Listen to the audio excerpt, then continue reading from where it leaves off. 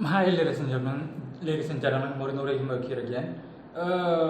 I just did that video called Astrology for Beginners by William W. Hewitt, and this is going to be another astrological book review. I already mentioned this book briefly, or somewhat, in another video of mine entitled, that's my longest video, I think, 40 minutes long, called How It All Began for Me as an Occultist, in which I explain exactly where it all started for me, stepwise. Okay, let's just say in a walkthrough modus or walkthrough wise, all the way to where I am now. But this is going to be this video is going to be specifically about this book, its contents and related. Okay, and I'm going to review this book too. This book, I have a physical copy of it right here. Okay, I removed the cover. It is called Practical Astrology: How to Make It Work for You by the author is called Gerald L. Keane. This is what it looks like from the inside, as you can see here. And this book, again, this is the second book that is so amazing. This is the second book out of which I still work. Okay, I had a specific part of this book, a specific chapter, scanned, and I simply have it on my computer and every other backup device that I have, except my mobile phone, of course. And whenever I need to cast a chart, an astrological chart or anything, again, its value is simply invaluable, okay?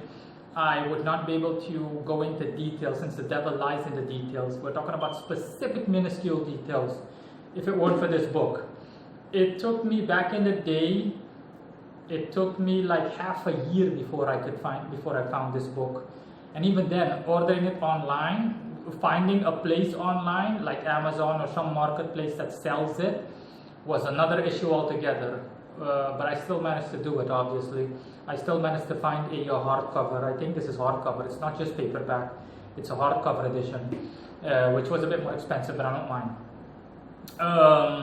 This book explains astrology. It's an old book. It's from the 70s, I think, 1970. I think it was published around that time.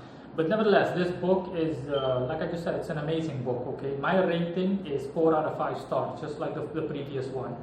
At the very least, 8.5 out of 10 is my own personal rating.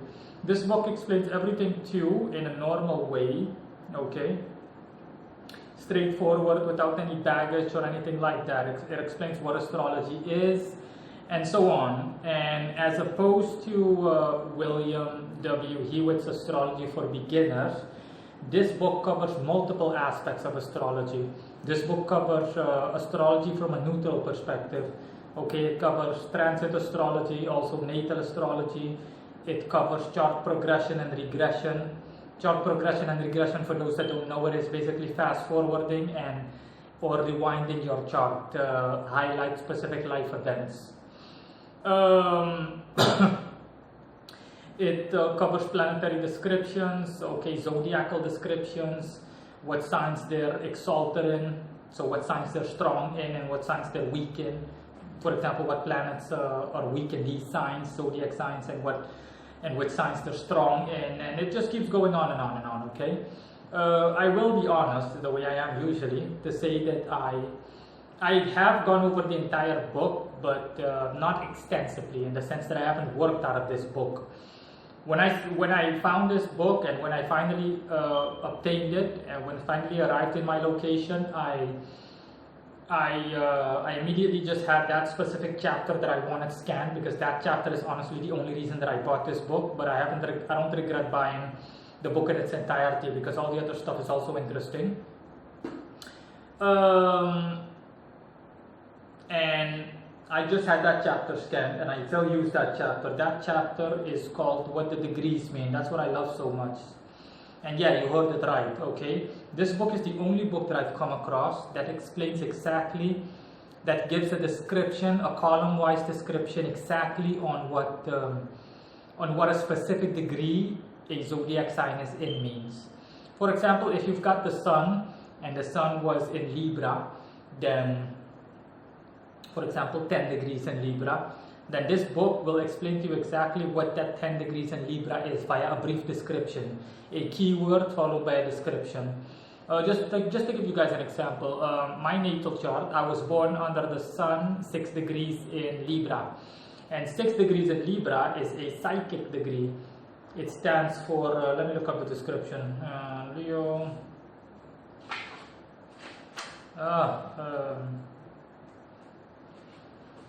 Just give me a second. Yeah, here it is. 6 degrees. Keyword is psychic. Denotes one who is receptive to psychic influences, the type of influence depending on a person's own outlook.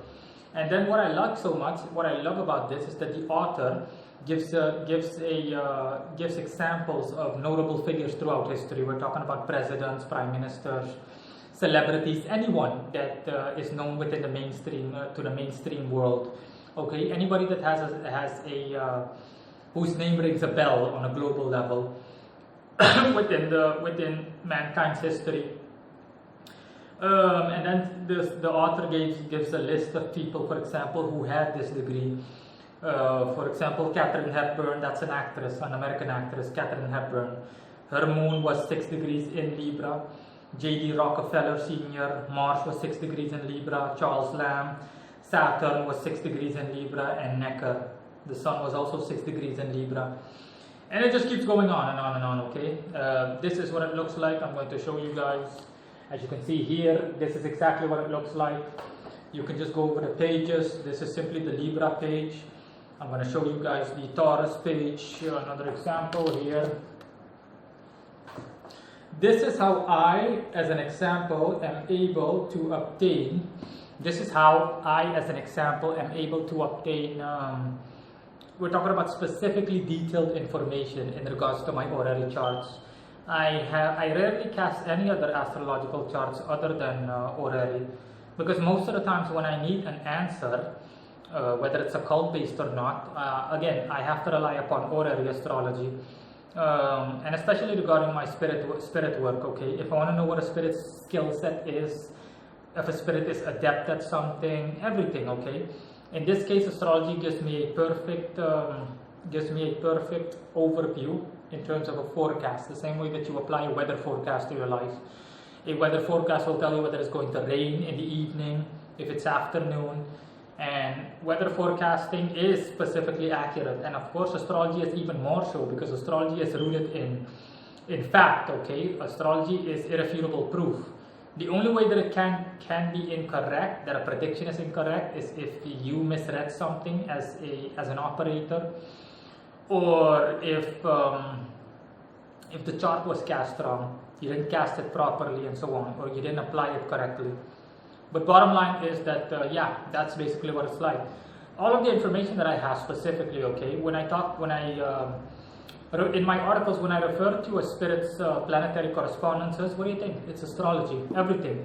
If I want to know if a spirit is going to be able to help me out in a situation, everything. Astrology lays out everything in detail. We're talking about minuscule list of details. Okay?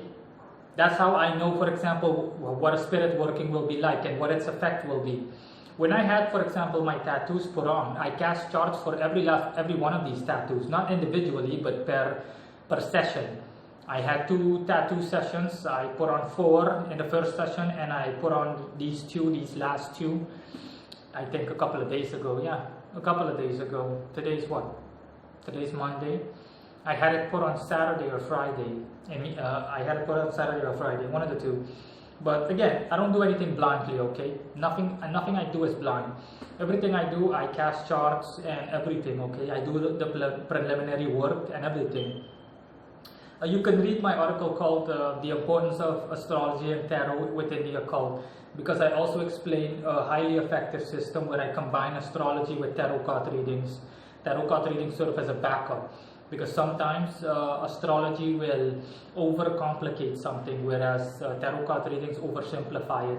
That's suited for situations where you don't need an elaborate answer. You just want a yes or no with a brief elaboration. And more often than not, astrology will highlight things that are even unrelated, things like your current state of mind and all of that. You don't need to know all of that. If you want to know something specific regarding a situation, you don't need any of that. And tarot card readings serve. This is Ahmed. Pick up the phone before it explodes. Yeah! Yeah, sorry about that. I really need to turn off I really need to put my cell phone on silent when recording. In any case, yeah, tarot card readings oversimplify something. They give you a simple yes or no answer, and which factors are going for you or working out in your favor, and which factors are working out against you. And both complement each other perfectly, okay, because as long as you do everything right, as long as everything has been as long as you've done everything right and everything has been applied properly, then you'll see that both readings align perfectly with each other or near perfectly. Both say the exact same thing within the context of your inquiry or the context of your question, whatever it is that you wanted to know. But in any case, yeah, that's regarding it. I still favor astrology on a heavy basis. It was only a year or two after I worked with, after working this way, is that I implemented tarot card readings as a backup. It hasn't been too long that I've worked with tarot card readings, or that I've assigned tarot cards to the role that I've assigned them at, as explained just now, as I've explained just now. But in any case, yeah, regarding this book is excellent, okay? What the degrees mean, that chapter is my favorite chapter. Like I said, I had that scanned and everything, just for convenience's sake, because I'm not going to flip through the book every time I want to know what a degree means. Every time I want to know what the exact degree is of the zodiac sign in which that a planet is in, okay? If I want to know what the sun in Leo, 10 degrees in Leo means, I know exactly what that means. And again, this is perfect for all occult works, basically. If I want to know what competency a spirit has in terms of a specific situation applying to me or overall, or if I just want to know what skill set a spirit has, the degrees just explain everything and take it down to the wire, okay? That's what it's all about.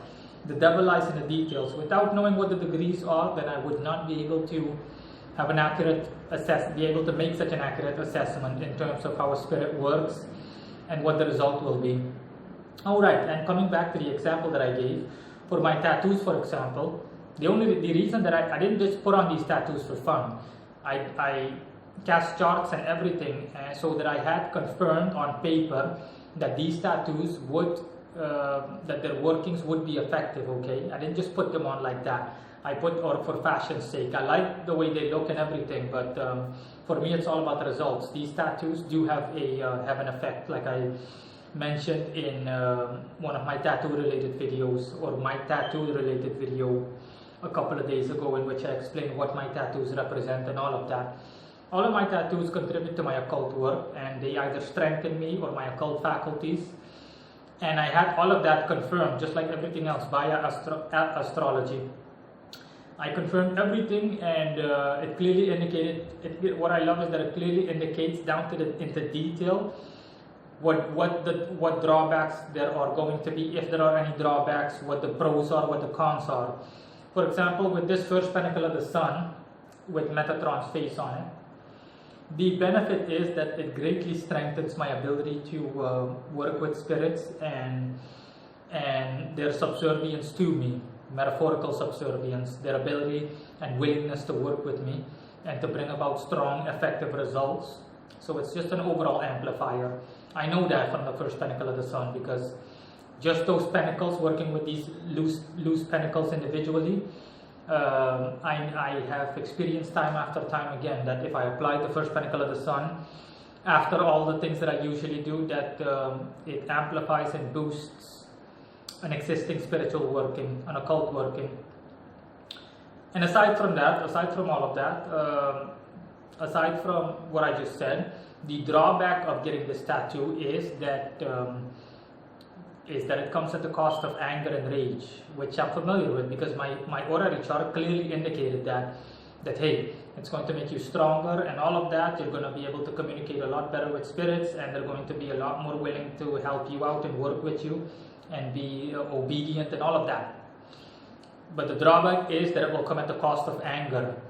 Okay, we're talking about you're going to be raging and you're going to grind your teeth every now and then, which is happening. I have noticed that the second I put on that tattoo, the second I got home after I came from the tattoo parlor, I noticed that my anger levels increased. That I felt at certain moments or certain times during the day, I feel like I just want to kill someone. That's the unfortunate drawback. This isn't the first time that such an occult working has had an effect on me, but my motto, as always, is no pain, no gain. I couldn't care less. Even if I had to chop off my own arm, I would do so, as long as it's worth it. That's how devoted I am to my craft. But in any case, that's it for this book. So for anybody that's seriously interested, oh, definitely, you'll want this book, okay? Imagine just being able to flip through everything. If you also cast orrery charts like me, and just being able to have this at your disposal, knowing exactly what a degree means and everything, okay? What one degree in Gemini means, all of that. That way, you're literally able to make a prediction that is outright detailed as one can possibly be. You're able to take things down to the drop, okay, without leaving any spacing in between for interpretation or leaving anything to chance. That's why I value astrology so heavy. For me, every decision basically that I make, specifically occult-wise, I don't do anything without astrology.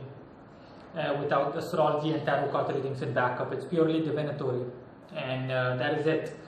The last thing I'm going to say before closing off is that in regards to chart progression and regression, like I just explained, chart progression and regression is simply being able to fast forward and rewind your chart, so to speak, to the point where you're able to fast forward and rewind your life in your own natal charts, for example, where you can see specific life events, the same way that you're able to rewind and fast forward a movie or a TV show that you've recorded.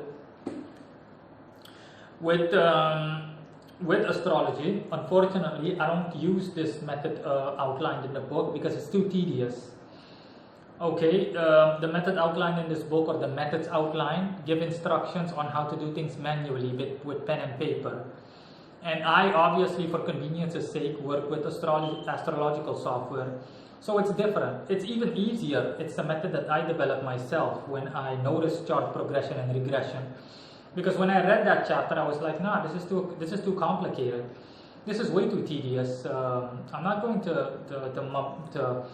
I'm not going to mess around with pen and paper when I need a much easier method. And that's when I invented. I found a method to fast forward and rewind my own natal chart or other people's natal charts just via astrological software. It's literally like rewinding and fast forwarding to whatever time period you want to rewind. For example, if I wanted to fast forward 20 years ahead in my own life, then I can do that. And I've tested this method with several people years ago when I was still only did astrology mostly. And every person that I came across told me that it's true. And not only is everything is correct down to the letter. Every life event that I analyzed their lives from birth up to their current prospective ages, and they told me everything that you said, my entire life story, everything is correct down to the letter. How'd you do that? And thereby confirming its validity, and thereby confirming how effective it is. But the only drawback with this system, I'm going to tell you guys right now, because by experience I know, I've cast enough charts for people, so I know by experience that the only drawback of that is moving. It doesn't apply to people that have moved once in their life. We're talking about moving to a significantly far location, either moving to another country or another state that varies significantly geographically from that person's location of birth. It's all about geography, okay? Geographical coordinates specifically. The point is that if someone, for example, lives in Spain, someone was born in Madrid, Spain, and that person moves away at the age of 20 to New York City in the US, then that person's chart progression, fast forwarding to that person's life and making life predictions based on all of that is not going to be correct, starting from the point that that person has moved, because you basically have to work with the second or the exact date that that person has moved to the US, and then you'd have to change the geographical coordinates, astrologically speaking, from Madrid, Spain to New York City in the US. And for me, that was just too tedious. So back then I openly told people, I'm not doing anything if you have moved, for example. If you've ever moved in your life to another state that is far away, or another country, then no, I'm not going to help you out, because I know by experience that that's going to be incorrect. Then people have told me in the past, and I knew why, because I investigated, why was this not correct and that was correct? This is Ahmed. Pick up the phone before it explodes. Yeah! But yeah, in any case, after doing some thorough analysis and so on, I came across that, and I said, oh, okay, the difference is that these people moved. That's the whole problem. These people moved at certain points in their lives, and starting at that point, the information became unreliable and inaccurate, which is normal, because the chart still works with the fact, assuming that these people stayed, for example, in Madrid, Spain, instead of New York City. So yeah, that's pretty much it. So yeah, woohoo, thumbs up, 2 thumbs up for this one. So there is a link, I'm going to leave a link in the description below for, I think I'm going to leave multiple links to locations where you guys can purchase this. It's okay, bye.